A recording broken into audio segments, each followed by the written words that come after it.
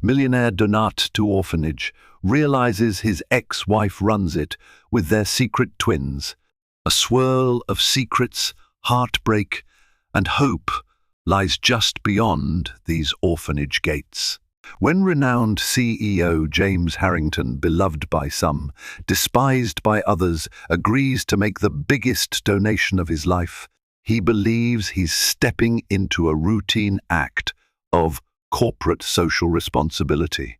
Little does he know that this very orphanage is run by his ex-wife, Rebecca, and that within its humble walls live the twin children he never knew existed. As tension mounts and buried histories unfurl, James must confront the ghosts of a past he thought he'd left behind. Welcome to the story of love, betrayal, and redemption. James Harrington had always considered himself a man of focus and ambition. With a gleaming high-rise office overlooking the Chicago skyline, he had earned both admiration and envy in the financial world. His company, Harrington Innovations, specialized in cutting-edge technology solutions for businesses worldwide. Everyone knew James as a consummate professional, well-groomed in impeccable suits, always accompanied by his personal assistant, Marcus Tan, who kept the scheduling details in perfect order. Yet, beneath that polished exterior lay a heart battered by betrayal and regret. Years ago, James had been married to Rebecca Miller. Their romance had begun as a whirlwind, two ambitious souls crossing paths during an international technology conference in Berlin. At the time, both had been starry-eyed dreamers, Rebecca an aspiring social worker who hoped to change the world, and James, an up-and-coming tech entrepreneur, determined to conquer it.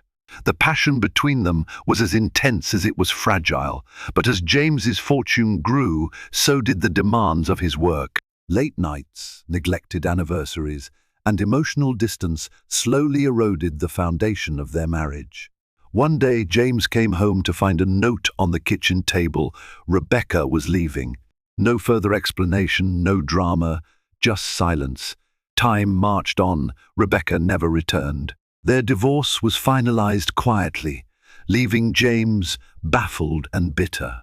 He had offered her support, financial, emotional, whatever she needed, but she vanished into a life he couldn't trace.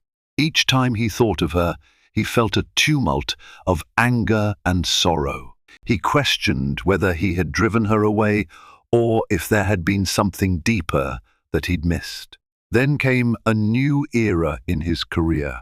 James buried his heartbreak beneath the relentless expansion of Harrington Innovations. His name soon ranked among the city's most influential leaders. Even major philanthropists like Thomas E. Harrington, no relation, ironically acknowledged James's remarkable achievements at lavish charity galas.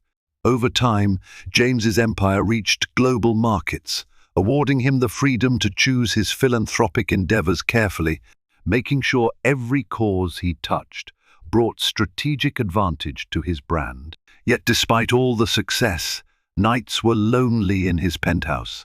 Occasionally, he'd dream of Rebecca, the same woman who once scolded him for working through a dinner date, but also laughed with him on midnight strolls. The heartbreak never quite faded, a constant ache behind every deal he closed. But fate has a way of steering us toward truths we try to bury. For James, fate's call arrived on a Monday morning. It began with an urgent memo from his PR department. The team had identified a local orphanage in dire financial straits, one that also catered to children with special medical needs. The building was falling apart, staff morale was low, and they were nearly out of funds to cover the kids' daily meals. Harrington Innovations had been involved in philanthropic ventures before, but none so intimate and local. "Think about it, James," Marcus said, sliding a file across the broad mahogany desk. "It's a golden opportunity. The media is hungry for human interest stories, especially about CEOs who care about the vulnerable.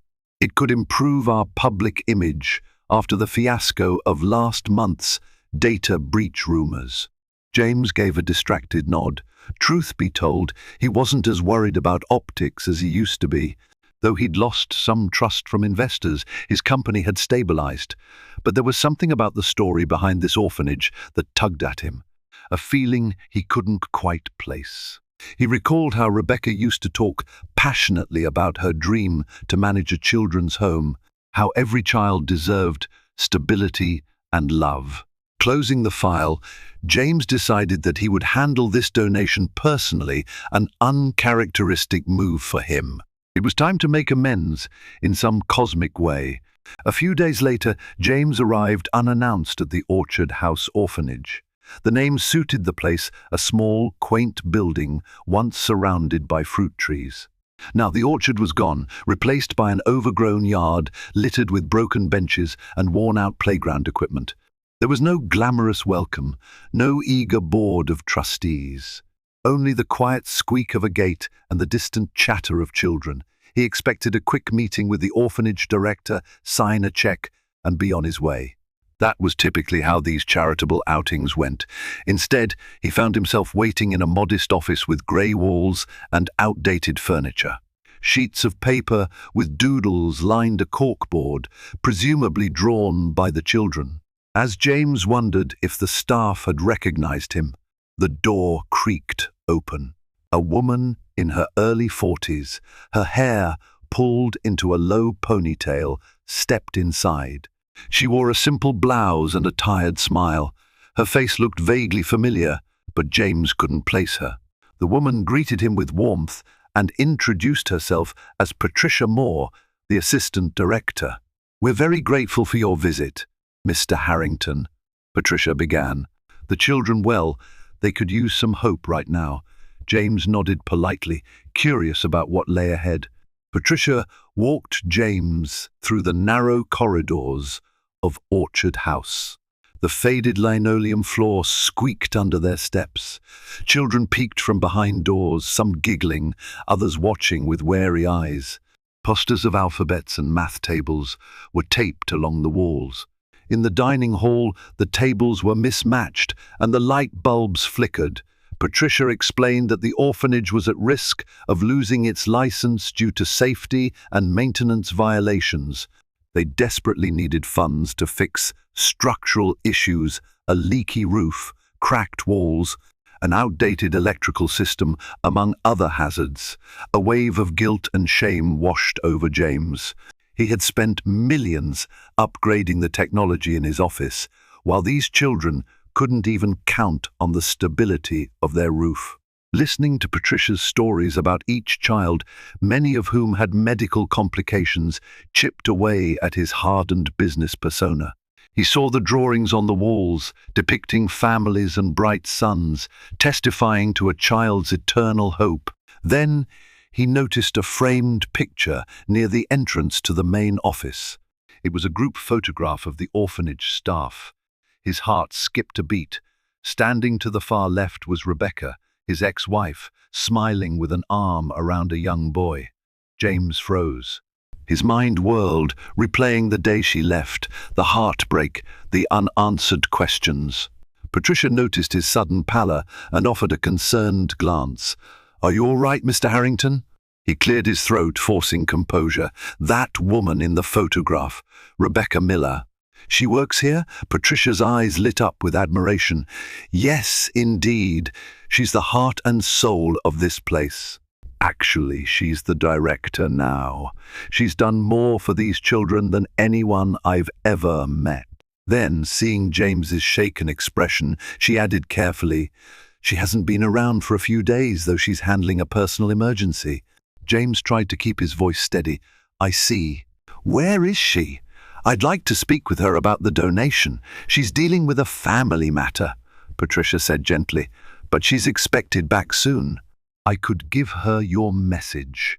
James hesitated, grappling with the sudden realization that his ex-wife was intimately tied to this cause. "No, that won't be necessary. I'll come back." As Patricia watched him, curiosity etched into her features. James bowed out of the orphanage. Outside, the city bustle felt surreal. The memory of Rebecca's face in the photograph haunted him, raising more questions than answers. Back in his penthouse that evening, James found himself unable to concentrate on anything. Documents for a high-stakes merger sat untouched on his desk. He replayed Patricia's words, "Rebecca was the heart and soul of the orphanage." After years of distance, it seemed she had indeed pursued her passion for social work. It stung that he hadn't been part of that life, supporting her as he once promised. He poured himself a tumbler of whiskey, hoping it would calm his nerves. Yet each sip only intensified his turmoil. Why had Rebecca never reached out? Why had she felt the need to hide, to vanish without explanation? A decade ago, he'd tried to search for her, hiring private investigators who turned up nothing. Eventually, James told himself she was better off without him, that his ruthless pursuit of success must have smothered her dreams. But now, seeing her in that photo resurrected old longings, regrets, and a brand new swirl of confusion. Had she remarried? Had she moved on entirely? Did she still hate him? He knew he had to confront her. Even if just to hand over the donation, he needed answers. And with these thoughts swirling in his mind, he barely slept. The following day, James summoned Marcus to his office. He shared the outline of the orphanage's predicament, carefully omitting the fact that Rebecca was involved. Instead, he focused on the necessity of immediate funding to avert closure. Marcus was used to James's philanthropic announcements, but the urgency in his boss's tone was unusual. "How much are we talking?" Marcus asked, flipping open his tablet. "Enough to cover structural renovations, new electrical wiring, updated medical equipment for the kids, and a stable monthly operational budget," James replied. "Let's start with a $500,000 pledge. We'll see what else they need." Marcus whistled low. "That's quite generous. The board will be thrilled with the positive PR. When do you want to finalize this donation?" James gazed out the window, the sprawl of Chicago shimmering under the morning sun. "As soon as possible. We'll arrange a press conference if it helps.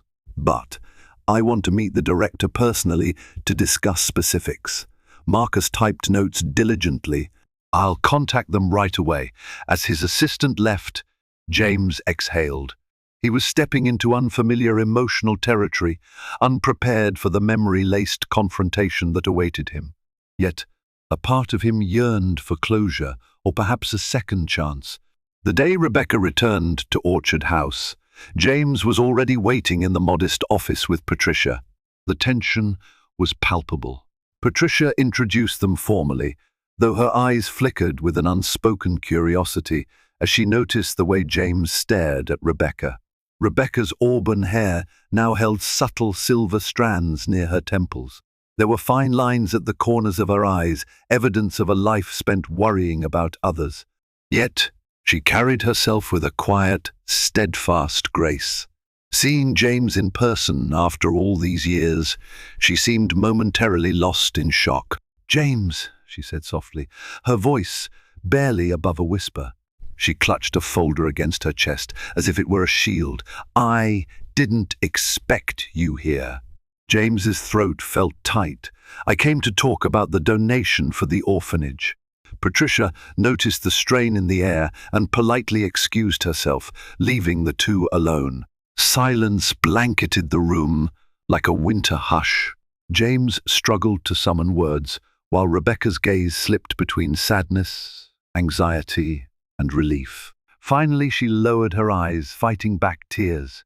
In that moment, James realized just how many answers he still needed from the only woman he had ever truly loved.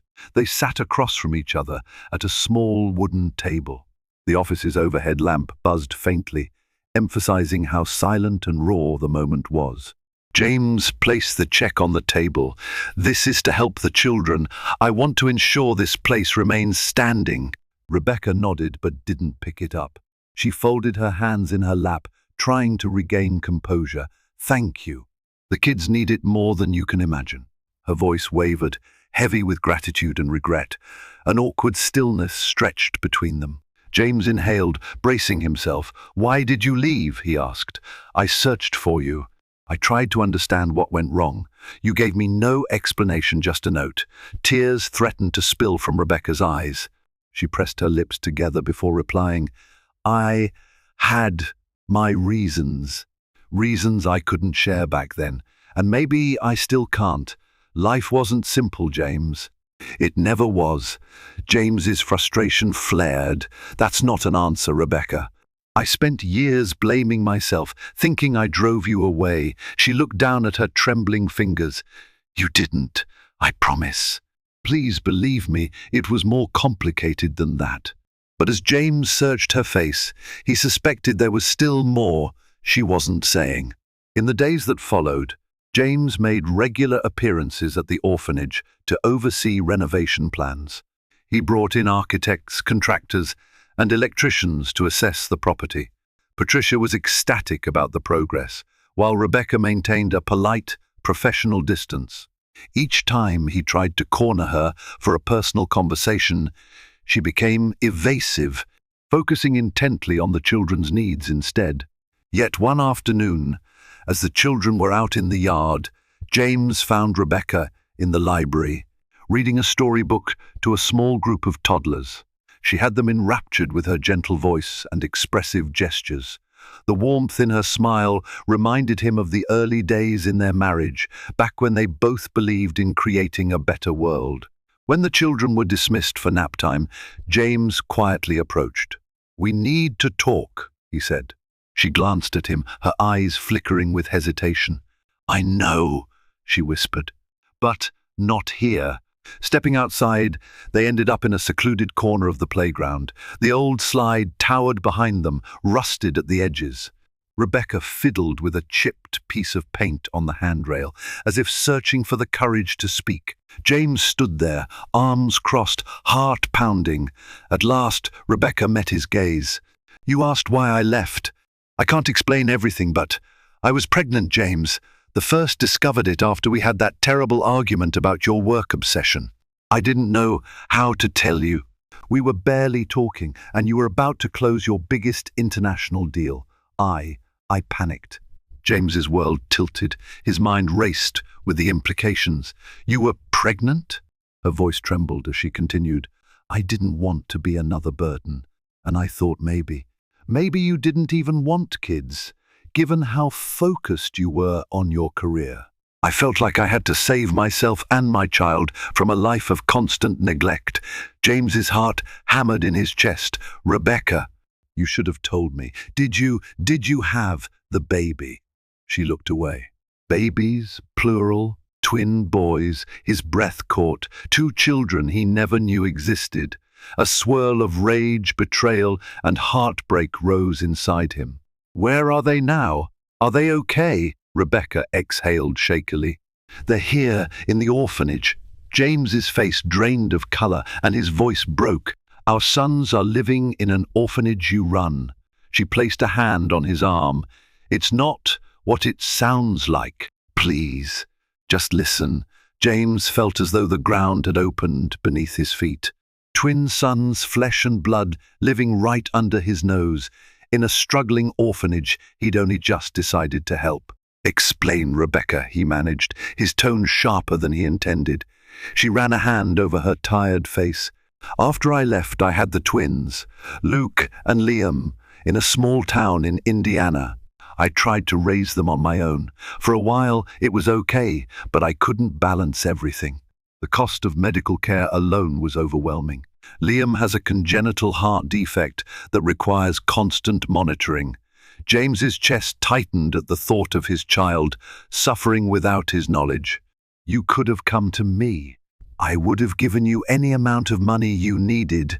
She shook her head. "Don't you see? I was terrified. You were so consumed by your business. I wanted my sons to grow up in a home filled with love, not overshadowed by board meetings and corporate agendas. So I moved again, found this orphanage, and ended up running it because I wanted to help other children like them. And it gave me a place to keep them safe and ensure they got the care they needed."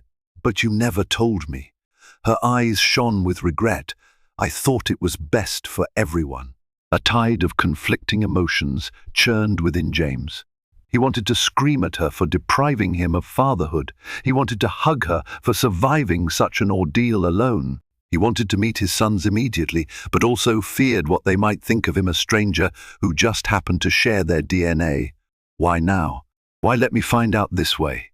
He asked, voice tremulous. I never planned for you to discover us, Rebecca admitted, tears glazing her eyes. But the orphanage was in crisis. A friend suggested we reach out to big donors. When Patricia mentioned Harrington Innovations, I told her not to, but she reached out anyway. I was gone for a few days because Liam had to undergo a minor procedure at the hospital. I never expected to come back and find you here. For a long moment, neither spoke. James's gaze wandered to the children's drawings pinned to a nearby wall, bright, hopeful pictures. The ache in his chest deepened. He understood the magnitude of Rebecca's fear, her desire to protect her children. Yet, he also felt raw with betrayal. He had missed their first steps, their first words. The sense of loss was staggering. That evening, James returned home, filled with turmoil. The next few days became a blur of business commitments and internal conflict. He found himself replaying every hint of fatherhood he'd ever entertained, from fleeting thoughts of teaching a son how to ride a bike to tucking a child in at night with a bedtime story. Each memory made him realize the profound void that had swallowed the last decade of his life. Meanwhile, the renovation plans at Orchard House pressed on. Construction crews replaced rotten wood beams, rewired faulty electrical systems, and patched the leaky roof. James visited daily, hoping for even a glimpse of Luke and Liam.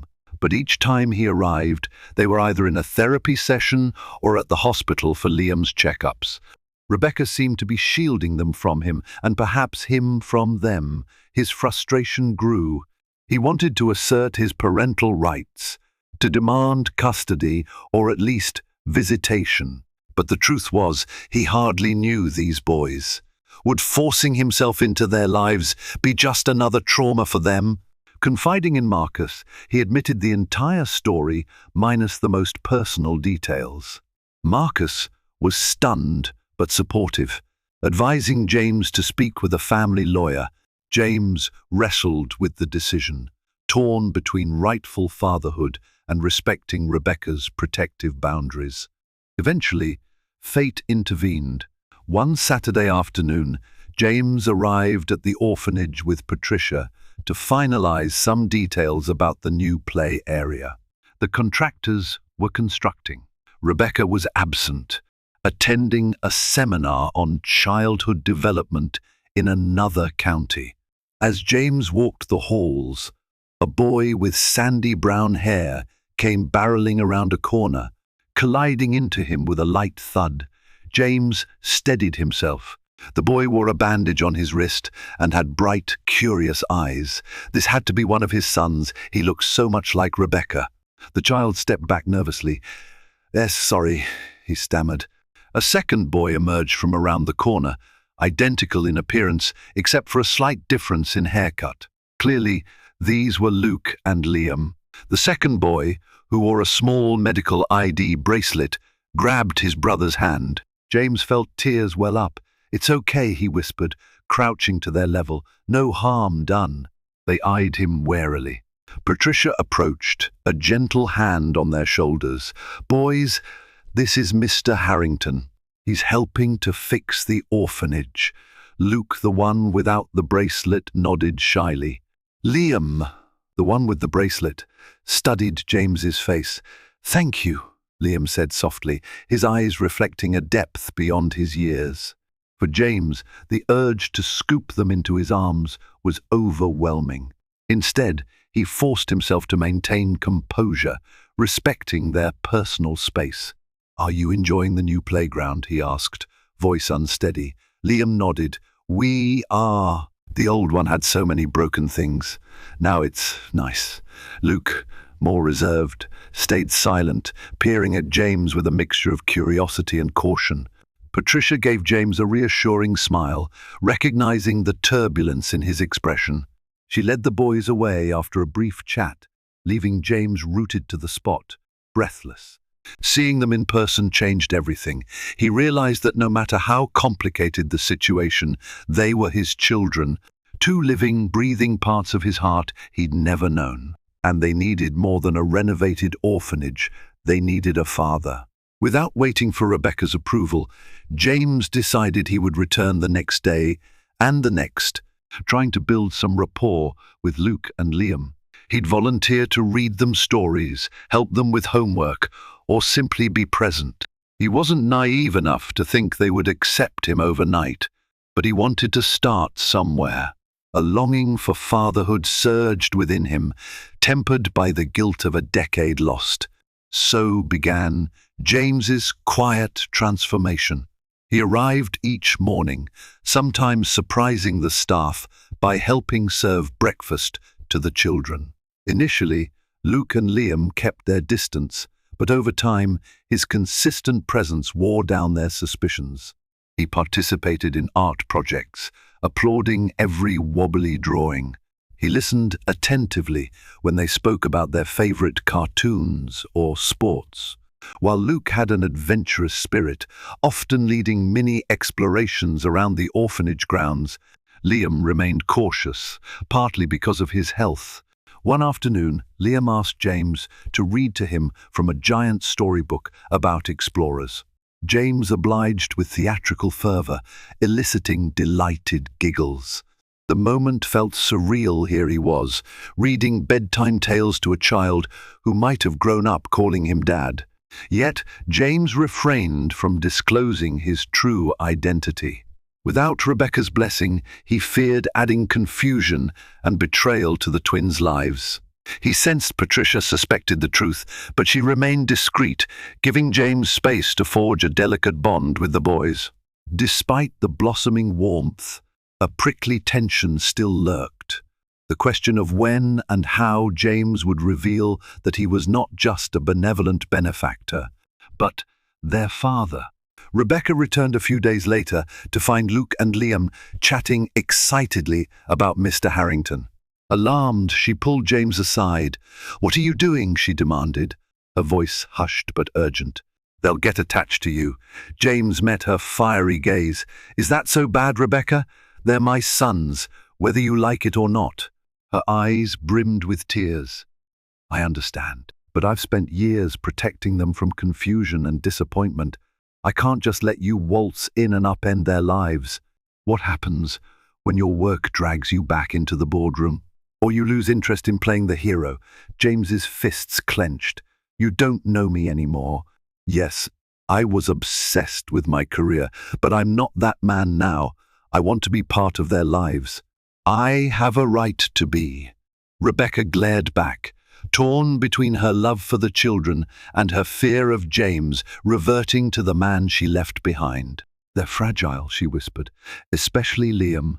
I've watched him fight for every breath. Don't you dare break his heart." James swallowed hard. "I won't. Let me prove it to you. Let me prove it to them." Despite her reservations, Rebecca relented to a cautious compromise. She allowed James to continue visiting, though she insisted on supervising whenever possible. Over time, she watched in disbelief as he patiently helped Liam through breathing exercises or high-fived Luke for finishing a tough puzzle. The children glowed under his attention, an attention James showered on them without the slightest hint of boredom or disinterest. But the tension between James and Rebecca remained thick. Unspoken arguments crackled in the air, rooted in their complicated past. Memories of slammed doors and lonely nights lingered, reminding them that trust was not easily regained. One Sunday afternoon, a fundraiser carnival was organized on the orphanage grounds. Ferris wheels, face painting, and cotton candy booths turned the grey surroundings into a tapestry of color. James sponsored many of the rides, while Rebecca oversaw the activities to ensure the children's safety. Luke and Liam bounced between games, each time dragging James by the hand to show him something new. As dusk settled, the carnival ended. Fireworks lit the sky, and James found himself sitting on a bench beside Rebecca while the boys ran off to gather prizes. The spectacle of lights glittering above seemed to mirror the uncertainty flickering in their hearts. Rebecca broke the silence. "I never thought I'd see you like this, so involved, so caring." James kept his eyes on the firework bursts. "I made mistakes, Rebecca, but let me correct them. For Luke and Liam, and maybe for us." He hesitated before adding, "Do they know who I am?" She shook her head. "No, they just think you're a kind donor." James's heart sank. "That's not enough," Rebecca sighed, tears forming. "I know, but I'm terrified. What if telling them now confuses them, or they blame me for keeping you away?" "They deserve the truth, Rebecca," James said softly. "No more secrets. If they resent us, we'll handle it together. But they need honesty." She glanced at him, the weight of her guilt evident. "You're right." Her voice was fragile. "We'll tell them. Soon." In that moment, a shower of green and gold fireworks illuminated the night sky, casting fleeting shadows on their faces. James reached for her hand, a tentative gesture of unity. She didn't pull away. Under the crackling glow of celebration, an unspoken understanding passed between them. They were on the brink of a life-altering moment that required courage and a leap of faith.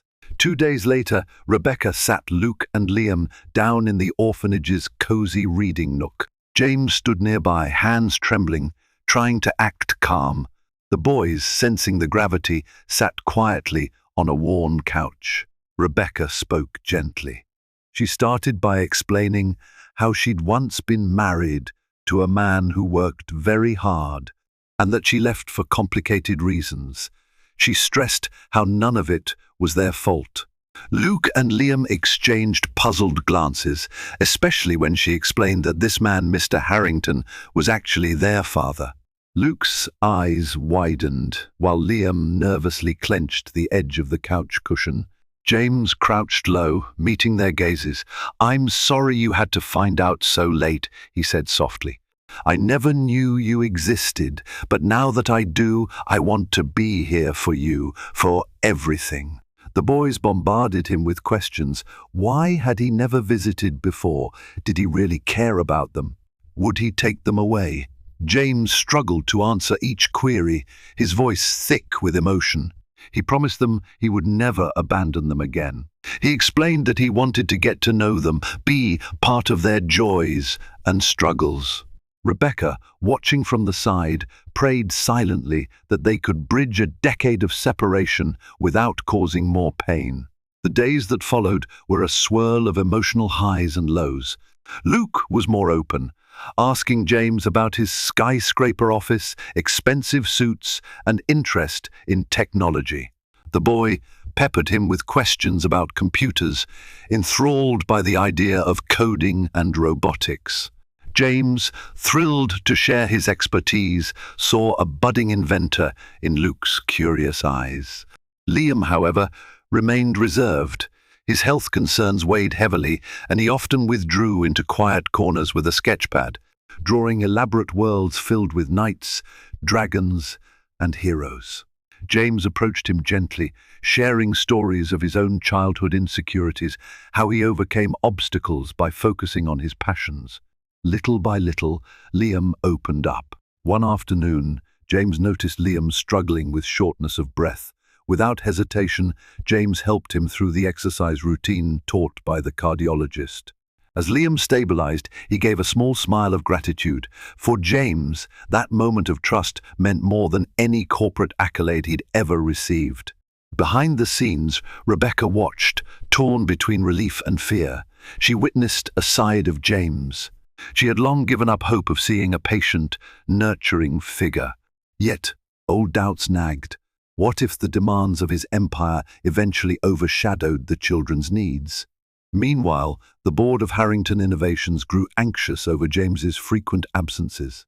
Emails piled up and major deals awaited his signature. Marcus did his best to manage the company, but the media began to spin narratives of a distracted CEO losing his grip. Investors whispered about potential instability. James acknowledged the storm brewing in his corporate life, but for once he refused to sacrifice family for business. Late nights found him in emergency video conferences with overseas clients, while his days were often spent at the orphanage, helping with the renovations and bonding with his sons. It was a balancing act that threatened to unravel at any moment. One afternoon, as James was leaving the orphanage, his phone buzzed with a message from Marcus. Urgent meeting with the board tomorrow. 9 a.m. They're demanding an explanation for your absences. James knew he couldn't keep drifting indefinitely. The older board members valued results and stability, not personal revelation. But a new conviction had taken root in James. He refused to let corporate pressures tear him away from his newfound family. The question was, how could he reconcile his responsibilities as a father with his responsibilities as a CEO? At the emergency board meeting, James was met with steely faces and stern questions. Seated at a long oval table in the company's executive conference room, his once supportive directors unleashed their concerns about the company's direction. Rumors of his personal life were swirling, they said, and stock prices were teetering. Thomas E. Harrington, an influential shareholder who was unrelated to James but shared a similar last name, took the lead, demanding clarity. "We've stood by you through expansions and crises," he declared. "But we can't have our CEO vanish during critical negotiations." James calmly explained that he had encountered a significant personal discovery, one that required immediate attention. Without delving into the orphanage or his twins, he assured the board he remained committed to the company's growth. "I've taken steps to ensure day-to-day operations run smoothly in my temporary absence," he said. "Marcus has been authorized to finalize essential deals." Thomas Harrington's gaze narrowed. "We need your promise that you won't compromise the company's future. Are you able to give us that?" James stiffened. "Yes, but I ask for your patience and trust. I'll be back at full capacity soon." The board reluctantly agreed, though their skepticism hung thick in the air. James left with one realization: a day of reckoning was coming. Back at Orchard House, James poured his stress into physically helping with the final stages of renovation. He rolled up his sleeves, painting walls and planting new shrubbery in the yard. The manual labor was therapeutic, a break from the suits and boardrooms. The children squealed with delight whenever they spotted him in paint-splattered jeans, far removed from his typical executive persona. One evening, as James was finishing a patch of painting in the main hall, Luke and Liam ran up, each clutching a small toy. Luke had built a makeshift robot from recycled plastic parts, while Liam showed off a hand-drawn comic of a heroic figure named Captain Braveheart. "Look, Dad," Luke exclaimed, the word Dad echoing through the hallway. James paused, his heart flooding with warmth. It was the first time either of them had called him that. Rebecca stood nearby, tears slipping silently down her cheeks at the sound of that precious word. James crouched down to examine the robot, marveling at Luke's creativity. Then he flipped through Liam's comic, praising every sketch. In those moments, he felt more alive than he ever did closing million-dollar contracts. This was what he had been missing, an unbreakable bond with the people he loved most. As the renovations wrapped up, the orphanage prepared for a grand reopening celebration. Local media outlets were invited, along with donors, politicians, and members of the community. On the day of the event, camera crews arrived to interview the CEO, who'd single-handedly saved Orchard House from closure. James stood at a podium outside the freshly painted building. He delivered a heartfelt speech about the importance of giving children a chance to thrive, about how every child deserved love, hope, and resources to reach their potential. While his words resonated with the crowd, their sincerity came from personal revelations. Rebecca watched from the side, Luke and Liam holding her hands. The press snapped photos of James shaking hands with city officials, the new playground visible in the background, a symbol of fresh beginnings. Near the end of the ceremony, Patricia introduced a surprise performance. The children of Orchard House sang a simple but emotional song about family and belonging. Luke and Liam stood at the front, beaming at James. He had to blink back tears, remembering how just weeks ago he hadn't known they existed. And now here he was, their father, cherished and needed. Yet in the midst of this celebration, more drama loomed on the horizon. A week after the reopening, a powerful investor group approached Harrington Innovations with a massive merger proposition. The plan would merge James's company with a European tech conglomerate, effectively creating one of the world's largest technology powerhouses. For the merger to succeed, however, James needed to be fully present and ready to commit to an aggressive expansion strategy. Thomas E. Harrington hammered the point in a private meeting. This is the opportunity of a lifetime. We'll triple our market share overnight, but only if you're 100% on board. James recalled the nights he once spent hunched over spreadsheets and conference calls, chasing deals just like this one. Now, the stakes were even higher, but so was his newfound sense of fatherhood. He didn't want to revert to the man who neglected family in pursuit of success. At the same time, rejecting the merger could devastate the company's future. Board members whispered about forcing him out if he didn't comply, reluctant to let personal obligations derail a golden business opportunity. James faced a wrenching dilemma: stand by the children who needed him daily, or secure the future of the empire he'd spent years building. Every fiber of his being resisted, reverting to his old ways. But the corporate world demanded sacrifice. Rebecca sensed his torment. Late one evening, she found James alone in the orphanage library, sitting in a circle of beanbags where children typically read stories. The lights were dim, and his face was taut with tension. "You have to do what's best," she murmured, sitting beside him. "I know your work is important." James pressed his hands together. "It used to be everything. Now it feels like it's threatening to take me away from you and the boys.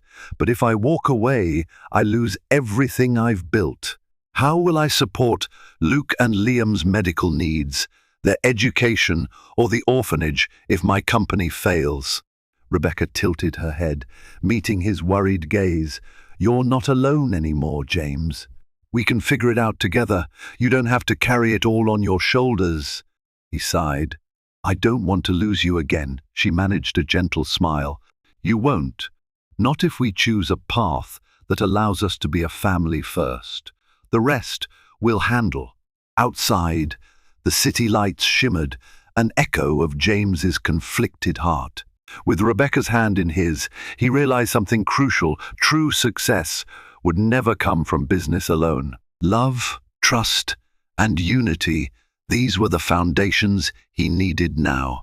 At the final board meeting before the merger vote, James surprised everyone. He arrived with a detailed proposal that would allow him to accept the merger under specific terms. A flexible schedule granting him guaranteed time each week to spend with his family.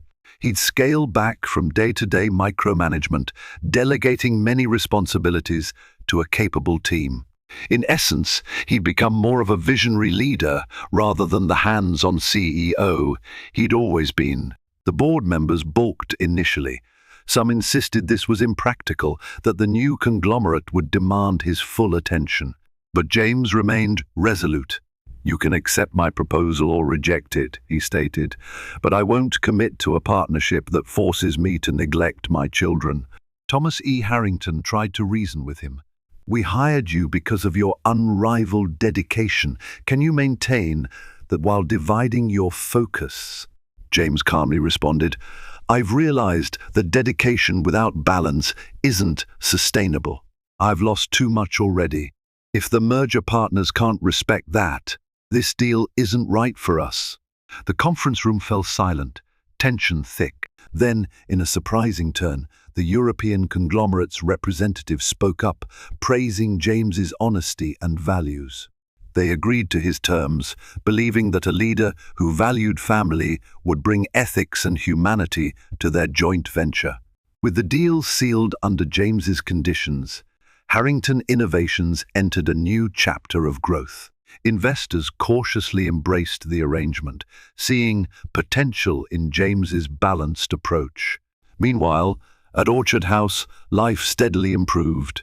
The building was now safe and welcoming, staffed with additional qualified caretakers. More volunteers joined, inspired by James's involvement. Luke excelled in technology classes funded by Harrington Innovations, while Liam's health stabilized under better medical supervision. Supported by specialized doctors James had personally hired. Each day, the boys grew more confident, calling James Dad without hesitation. Rebecca, too, found herself learning to trust James again. Their relationship remained complicated, shaped by old wounds and new possibilities. Some nights they argued about her fear that he would slip back into workaholism, or about his guilt at having missed the twins' early years. But they also shared tender moments, walking hand in hand around the orchard grounds, recalling how they first met in Berlin all those years ago. Slowly, a tapestry of hope and healing emerged, threaded by the unwavering love for the children and the desire for a future free of hidden regrets. James no longer woke with a hollow ache in his chest. He had found purpose beyond profit margins. A pivotal moment arrived when Luke and Liam asked to spend a weekend at James's penthouse. They had never seen where he lived. The prospect excited them: skyscraper views, a fancy apartment, and a chance to explore the city lights from a lofty vantage point. Rebecca hesitated, but after assessing Liam's health precautions, such as having an oxygen kit on hand, she agreed. Thus, one Friday evening, James escorted the boys into his gleaming penthouse. Marble floors and modern art pieces greeted them, but the space felt eerily quiet, devoid of the warmth they were used to at Orchard House. Luke wandered around, impressed yet subdued by the pristine decor. Liam noticed a family portrait on a side table, a photo of James and his late parents.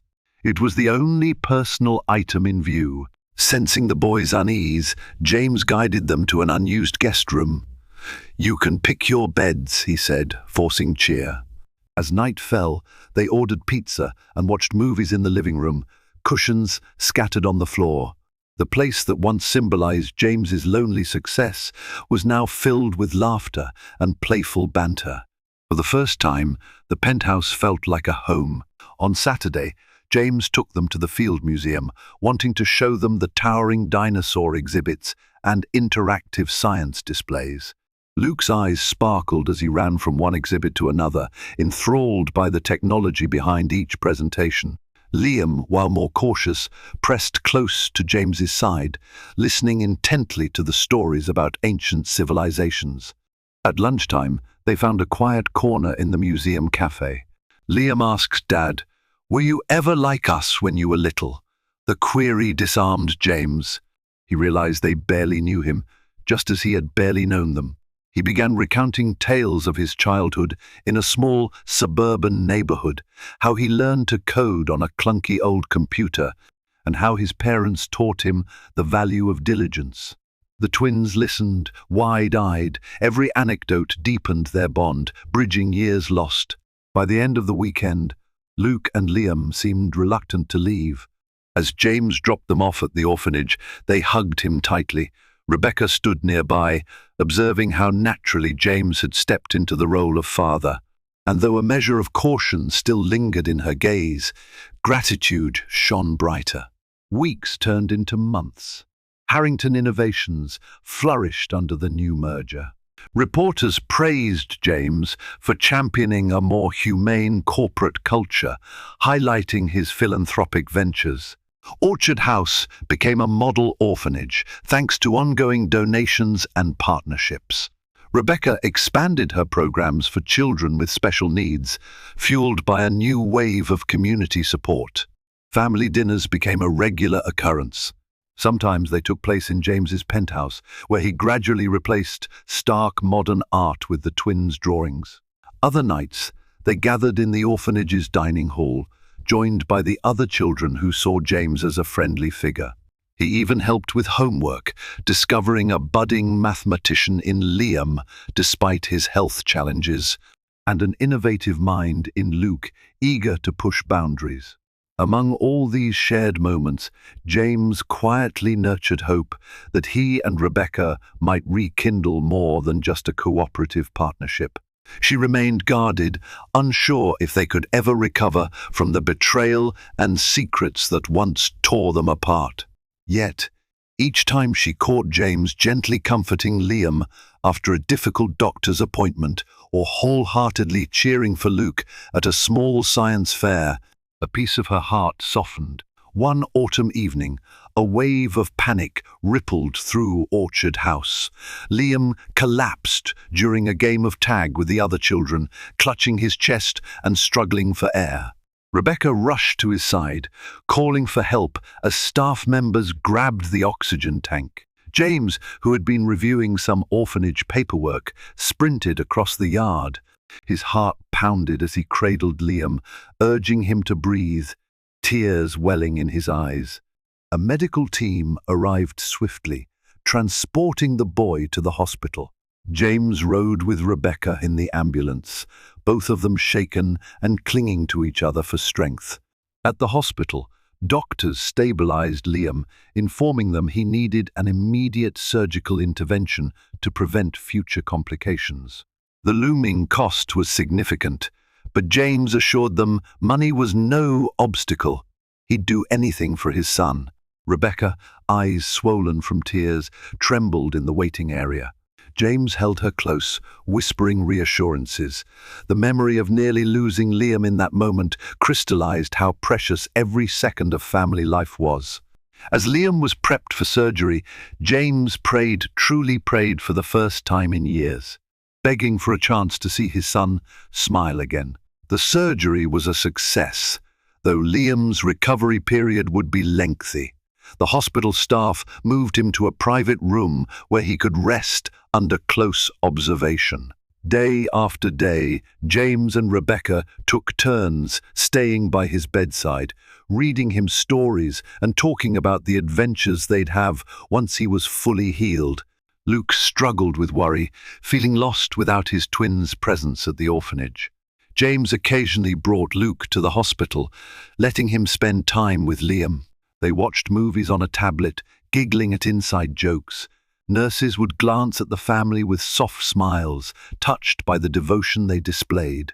In that sterile, white-walled environment, James's perspective sharpened. The deals, the board meetings, the lavish penthouse, none of it mattered without the people he loved. Every beep of the heart monitor reminded him of life's fragility. Slowly, with each passing day, Liam improved. His cheeks regained color, his laughter returned. Then, in a quiet moment, Rebecca found James dozing in a chair beside Liam's bed, a half-finished children's book in his lap. She gently draped a blanket over him. As she watched him sleep, a tear slid down her cheek. Perhaps, she thought, they really could become the family they were meant to be. After weeks of recovery, Liam was finally cleared to leave the hospital. With balloons and banners, the orphanage staff welcomed him home like a returning hero. Luke stayed glued to his twin's side, regaling him with stories of what he'd missed during his absence. Rebecca insisted on a small party, complete with cupcakes and fruit punch. During the celebration, James pulled Rebecca aside, his expression earnest. "I have a question for you," he began, nerves evident in his voice. He glanced at Luke and Liam, who were happily chatting with other children. "We've been through so much. Maybe It's time we try to rebuild what was lost. Rebecca froze, understanding the implication of his words. James swallowed hard, his eyes flickering with hope. Will you consider giving our relationship another chance? Not just for the kids, but for us? Tears glistened in Rebecca's eyes. Memories flooded back both the sweet and the bitter. She wasn't sure how to respond. Trust wasn't something that could be regained overnight. Yet, the man before her was no longer the distant workaholic who once took her for granted. He had proven his dedication, risking his corporate empire and personal comfort to stand by her and their children. "Yes," she whispered at last, voice trembling. "Let's try." That yes didn't magically fix everything, but it opened a door. They took small, cautious steps. James began inviting Rebecca out on dates, simple dinners, museum walks, even a canoe ride at a local lake. Sometimes they brought the twins. Other times they went alone, rediscovering the connection that once ignited their whirlwind courtship. Rebecca revealed the challenges she'd faced since leaving, the financial struggle, the loneliness, the guilt over keeping James away from his children. James opened up about the emptiness that haunted him after she disappeared, the single-minded drive that never filled the void in his heart.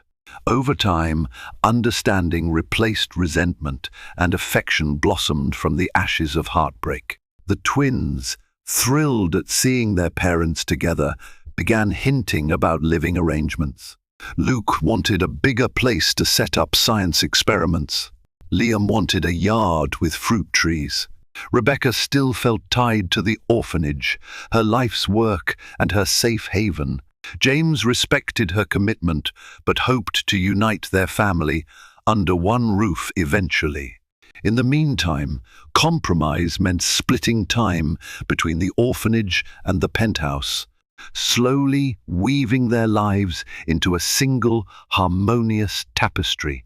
Months later, James stood on a small stage in the orphanage's newly constructed auditorium for a special ceremony. Rebecca, Luke, Liam, and the other children were gathered in the audience, along with staff, community members, and a few of James's business associates. The event honored James's philanthropic efforts, awarding him a humanitarian title from the City Council. After graciously accepting the award, James looked at the assembled crowd, pausing to calm his nerves. "I never set out for recognition," he began, his voice resonating with genuine emotion. "I came here to donate money, thinking it was just another corporate responsibility. But I found something much more valuable, a second chance." He gestured toward the front row where Rebecca and the twins sat. "To my sons, Luke and Liam, I love you and I'm so proud of you. I'm honored you've allowed me to be part of your lives." And to Rebecca, his eyes met hers, a deep affection passing between them. "Thank you for trusting me again. You gave me the greatest gift in the world. Our children and I will spend my life cherishing that gift." Thunderous applause followed. As James stepped off stage, Liam and Luke ran to him, hugging him tightly. For once, his life felt complete. In the following weeks, talk of the future buzzed around the orphanage. With a solid staff and ample funding in place, Rebecca took a step back from the day-to-day administration. She trained a capable new director, ensuring Orchard House's children would continue receiving the best care. The Board of Trustees supported the transition, recognizing Rebecca's desire to focus on her family. With the orphanage stable, James and Rebecca decided to find a new home, a suburban house with enough space for the twins to roam, room for a home office, and a garden where they could plant fruit trees reminiscent of Orchard House's namesake. The day they discovered a charming two-story house near a small lake, Luke raced upstairs to claim his bedroom, envisioning a robotics workshop. Liam peeked out the window and declared the yard perfect for stargazing. Walking through the empty rooms, James caught Rebecca's hand. The hush between them spoke volumes, filled with gratitude and hope. After years of secrets and heartbreak, they were on the verge of something as ordinary as it was extraordinary, a stable, loving home. As the kids' laughter echoed in the halls, James and Rebecca shared a quiet smile, silently acknowledging the miracle they had created together. And so, James Harrington, once the relentless, work-obsessed CEO, found true success not in towering skyscrapers or lucrative contracts, but in the loving embrace of a family he almost never knew.